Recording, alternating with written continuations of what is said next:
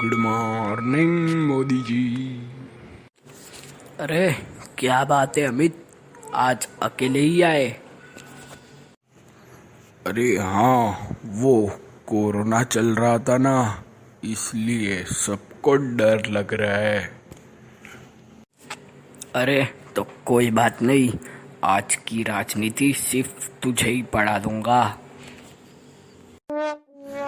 अरे मुझे तो लगा कि कोई नहीं आया तो आज हॉलीडे, लेकिन आप मुझे पढ़ाने वाले हो। क्या बोला? हॉलीडे? ओके सर जी। 3 महीने का लॉकडाउन था, उसमें इतनी छुट्टियां गिराई, कम है क्या? ओके सर जी। तो आज हम ओके सर जी, मैं एसएसटी का अभी चैप्टर बुक और 1 पेन पढ़ेंगे कि निकालता हूँ। अंग्रेज कैसे भारत में आए और कैसे उन्होंने हम पर राज करना शुरू किया, समझा? भाई, बैटल ऑफ प्लेसी जो इंडिया के जाने माने युद्ध में से एक था। तो इस कहानी की शुरुआत सिराजुद्दौला से होती है। वो बंगाल का होने वाला राजा था, वहाँ पे राज करता था। उसका ऐसा स्वभाव था कि उसके खुद के ही राज्य में उसके दुश्मन पैदा हो गए थे। कैसा स्वभाव होगा इस राजा का, पता नहीं। चलो टॉपिक चालू रखते हैं। During this period, the British East India Company built a fortress around the trade center in Kolkata on pretext of security reason without taking the permission of the Nawab। इसका मतलब ये सब जब चल रहा था तो ईस्ट इंडिया कंपनी ने किले बनाने शुरू कर दिए हैं। कोलकाता पे सबसे पहले उन्होंने अपना पहला किला बनाया और उन्होंने किसी की परमिशन भी नहीं ली। इसका मतलब राज्य में आकर उनके परमिशन के बगैर किले बनाने शुरू कर दिए और बहाना बनाया कि उनके और जो ट्रेडर्स हैं ना, अपोनेंट, वो वहाँ पे ट्रेड करते हैं, तो उनसे सिक्योरिटी यानी बचाव के लिए उन्होंने किले बनाए हैं। फिर तो भाई हुआ क्या, but Nawab Sirajuddaulah destroyed the fortress. पर सिराजुद्दौला उन राजा में से नहीं थे जो शांत बैठे बैठे सब देखते रहे। उन्होंने सबसे तेज निर्णय लिया और सारे किले उड़ा दिए। When this news reached Madras, a small army of company led by Robert Clive reached Bengal in order to help the Kolkata Trade Center। इसका मतलब जब ये मद्रास तक पहुंची न्यूज़, तो वहाँ पे रॉबर्ट क्लाइव की एक छोटी सी आर्मी टुकड़ी उन्होंने बंगाल भेज दी कोलकाता ट्रेड सेंटर को बचाने के लिए। कई ट्रेड सेंटर बिना उड़ा दे, ये सोचकर रॉबर्ट क्लाइव तो घबरा गया भाई। In spite of the army of East India Company being strong, they realized that it was not easy to defeat the Nawab's army। इसका मतलब ईस्ट इंडिया कंपनी की आर्मी तो शेर थी, लेकिन सामने नवाब की आर्मी सवा शेर थी। उन्होंने ईस्ट इंडिया कंपनी आर्मी को बड़ी आसानी से हरा दिया। तो रॉबर्ट क्लाइव को ऐसा लगा कि भाई ये नवाब की आर्मी को हराना तो थोड़ा सा मुश्किल है। सो रॉबर्ट क्लाइव की स्टोर टू टैचरी, उनको कोई रास्ता नहीं मिला तो वो मामा शक्कुनी की चाल चलने लगे। आप समझ ही गए होंगे, षड्यंत्र चालू कर दिया उन्होंने।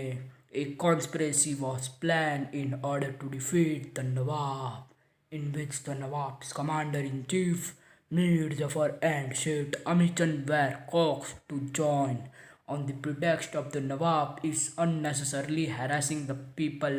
A war was declared at the ground near a village named Plassey।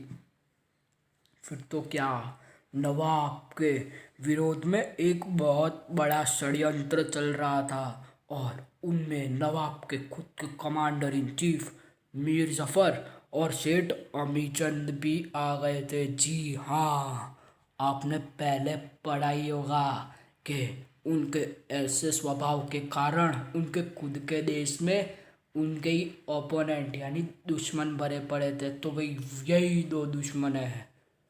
आपने सुना ही होगा वो रामायण की कहानी, जिसमें रावण को हराना बहुत ही मुश्किल काम था, लेकिन भाई रावण का भाई राम के साथ मिल गया तो उन्होंने रावण को हरा दिया। बस वैसे यहाँ पे नवाब को भी हराना मुश्किल काम था, लेकिन उनके खुद के जो सेनापति थे ना, वो सामने वाले के साथ मिल गए और उनके खिलाफ षड्यंत्र चालू कर दिया।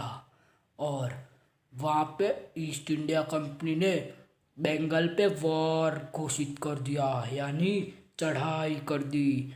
और ऐसा बहाना निकाला कि वो अपनी प्रजा को परेशान करते हैं। फिर वहाँ पे तो भाई जंग छिड़ गई। प्लेसी नाम के एक छोटे से गांव में ये जंग की शुरुआत हुई थी। तो बैटल ऑफ प्लेसी 23 जून 1757 एडी को हुआ था। और बैटल ऑफ प्लेसी का जो रंग मैदान है ना, वो मुर्शिदाबाद से 38 किलोमीटर दूर था। मुर्शिदाबाद वेस्ट बंगाल, समझे कि नहीं। According to the plan, Mir Jafar lost the battle. Sirajuddaulah was defeated due to the Robert Clive treachery. The Battle of Plassey ended in just half a day. इसका मतलब मीर जफर, सेठ अमीचंद और रॉबर्ट क्लाइव के षड्यंत्र के हिसाब से मीर जफर हार गया, यानी सिराजुद्दौला की हार हो गई, क्योंकि मीर जफर उसका ही सेनापति था ना, समझे कि नहीं। सिराजुद्दौला तो भाई आधे ही दिन में हार गया, यानी पहले एक दिन भी नहीं हुआ था उसको जंग में, और हार गया। और सिराजुद्दौला को वीर गति मिली। The company as a result got a freehold over 24 Parganas. Mir Zafar was made the Nawab of Bengal. Thus, the foundation of the company's rule in India was laid with the Battle of Plassey in 1757. तो भाई अब तो आपको समझ आ ही गया होगा कि मीर जफर सामने वालों के साथ क्यों मिल गया था। उसको बंगाल पे राज करना था, इसलिए उसने षड्यंत्र से सिराजुद्दौला को मार दिया और बंगाल पे राज करने लगा।